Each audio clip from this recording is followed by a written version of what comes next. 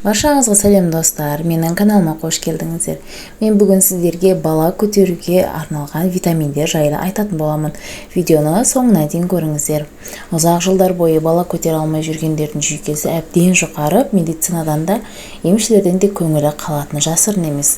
Бірақ үміттің соңғы уақытта үзілетінін ескеріп, мына әдісті қолданып көріңіз. Бұл ем бала көтеріп, ана бақытына бөленуге септігін тигізеді.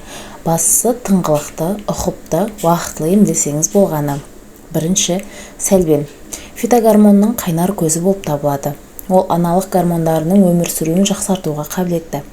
Егер сәлбен тұнбасын үзбей ішетін болсаңыз, онда барлық шәует аналық жасушаға топтасады да, нәтижесінде ұрық пайда болады.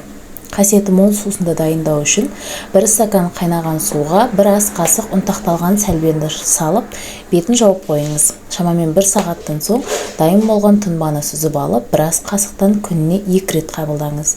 Егер 1 айда нәтиже бермесе, онда 1 ай үзіліс жасап, келесі айдан бастап қайта жүргізіңіз. Ескеріңіз, емді етеккір келген кезде қабылдауға болмайды. Екінші, асқабақ. Дәруменіне бай. Бұл әйел ағзасындағы гормондардың балансын бір қалыпты ұстайды. Сондықтан да құрамында асқабақ бар тағамдарды, шырынды, пісірмені, тәттілерді көбірек жеңіз. Үшінші, аскөк пен ақжелкен қайнатпасы. Антибактериялық қасиетке ие. Ол бойыңыздағы суықты алады әрі жыныс жолдарын емдейді. Емдік сусынды дайындау үшін 1 литр суда қайнатасыз. Сосын отын бәсеңдетіп, біраз қасық ұнтақталған балғын аскөк пен ақжелкенді салып, 15 минут баяу отта қайнатыңыз. Дайын болған қайнатпаны термосқа құйып, 1 тәулікке тұндырып қойыңыз. Ертеңіне тұнбаны сүзіп алып, басқа ыдысқа құйыңыз. Емдік қасиеті мол сусынды 1 күнде аз-аз ұрттамнан ішіп тауысту керек. Емделу ұзақтығы 2 ай. Төртінші, кез келген дәріханадан табылатын бурабай жатыры да құрсақ көтеруге орасан зор ықпал етеді. Емдік сусынды дайындау үшін 2 ас қасық үгілген шөпті 1 стакан суға салып отқа қойыңыз.